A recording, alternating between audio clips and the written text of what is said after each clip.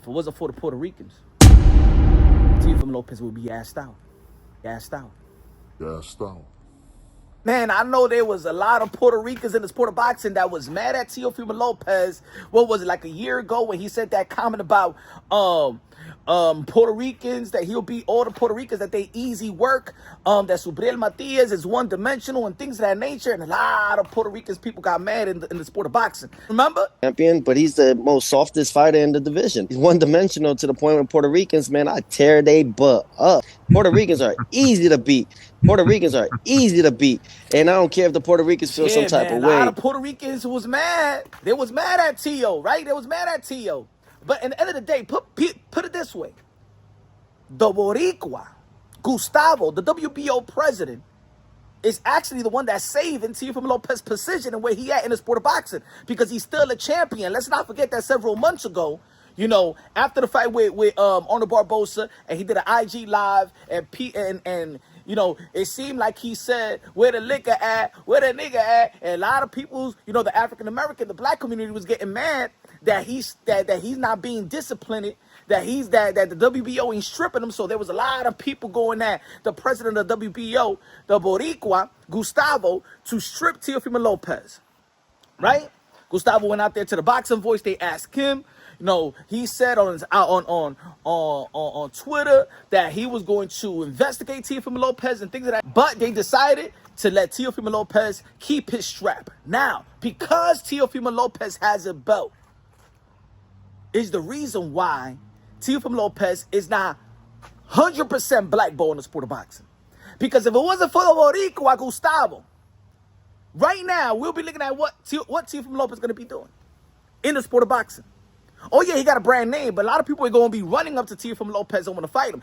Look, the fights that we're talking about now for Teofimo Lopez is unification bouts, right? We're talking about Subriel Matias. That's a fight that's been marinated for quite some time. We've seen Subriel Matias and Teofimo Lopez get it on out there on the Manny Pacquiao Mario Barrios, in which it seems like Subriel Matias, you know, smacked the hat off, or the glasses and things of that nature. And Subriel Matias got escorted out by like 10 securities.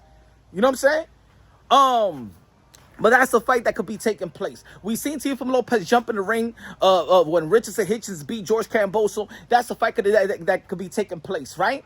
That we think that could take place. And then we got Gary Antoine Russell, a.k.a. Tweezy, right? That's another unification bout. But we already know that Subriel Matias is going to be working with Turki. We know that Turki Alalshikh don't want to work with Teofimo Lopez. So you know that Subriel Matias is going to be fighting Smith.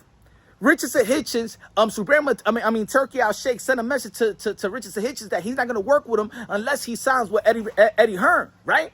So think about it. They're lining up themselves to work with Turki, but Turki is turning about face on Teofimo Lopez. So if these guys are going to Turki and want to work with Turki, what it is for Teofimo Lopez? Right now, Teofimo Lopez and having the WBO strap is saving him from getting entirely blackballed in the sport of boxing, in my opinion, as it looks from the outside looking in. See, I don't know right now, they're in negotiations.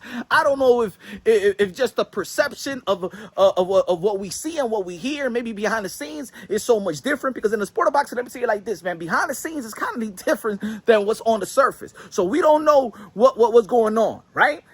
So Teofimo Lopez, and I don't think he has a lot of interest in fighting Gary Antoine Russell, Tweezy. They friends, they family. Teofimo Lopez, you know what I'm saying, also trained with Gary Russell Sr., God rest his soul, and he's been a friend with the family since he was 8, 7, 9 years old and stuff like that. So I never seen any interest really on Teo to fight Gary Antoine Russell.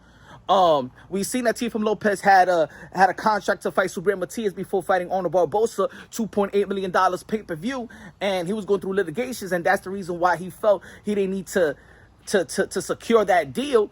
But a lot of people feel like that was a deal that should have been signed. That Top Rank was going to give Teofimo Lopez the most money that he's ever made from Top Rank. As we all know, he made more money with George Camboso when Triller won the purse bid, and then all those postponement, and then Eddie Hearn took over and things of that nature, right? So he got paid with the George Camboso. All I'm saying is, if it wasn't for Gustavo and the WBO, I don't even know where Teofimo Lopez be at right now. Can you imagine right now Teofimo Lopez without the strap? Can you imagine Teofimo Lopez right now without the WBO? Who be Richardson Hitchens won't be calling him out. Shubier Matias won't be calling him out. Gary Antoine Russell, that never was like a matchup where a lot of people was talking about, even though that I believe that is a great matchup and one of the premier matchups in the 140-pound division. Nobody in 147 would be paying attention to Teofimo Lopez that much, because everybody just gonna be looking at Teofimo Lopez. Well, you don't got the strap, and I can't get the big bag with you because you don't work with Turki Alalshikh. So, what is it? Teofimo Lopez is lucky right now that Gustavo El Boricua, Puerto Rican organization, did not strip Teofimo Lopez. And let me tell you like this right now. We're living in a time in the sport of boxing that people are just replaceable. People are just replaceable.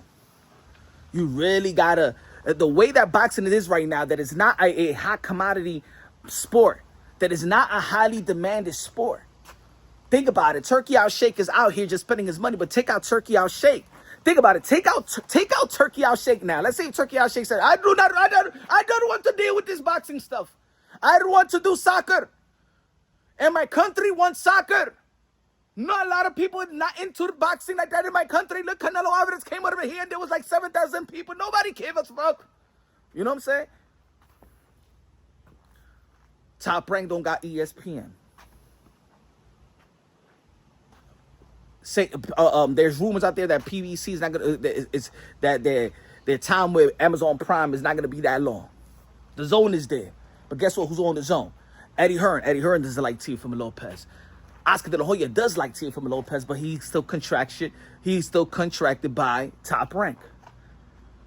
Teofimo Lopez right now was so lucky that the WBO did not strip him when they had an opportunity to strip him. Now, Teofimo Lopez is one of the best fighters in the sport of boxing. But does he bring revenue? Does he make a bunch of people eat in the sport of boxing? That's been the question. You know what I'm saying? Damn, Teofimo Lopez doesn't sell that much, and he never sold at an arena. He never had more than 10,000 people in an arena. He never, you know what I'm saying? What else? You know, a lot of people like to devalue Teofimo Lopez, but he's not one of the cash cows in the sport of boxing. He's one of the faces in the sport, but not a cash cow in the sport of boxing. So I think a lot of people doesn't jump up, and people don't want to tolerate Teofimo Lopez right now in the sport of boxing. The powers that be. So Teofimo Lopez has to amend certain relationships, in my opinion, if he, you know, because the doors are closing in. The doors is closing in. You know what I'm saying? He's young, 27 years old, going to be 28. I think he's still young to save a lot of these business relationships, even though that I think that a lot of things that's emotional. I think that Turki Alalshikh is highly emotional, because why would Turki Alalshikh not want to work with Teofimo Lopez and say that Teofimo Lopez, oh, he disrespected my country, he disrespected my religion? But time out.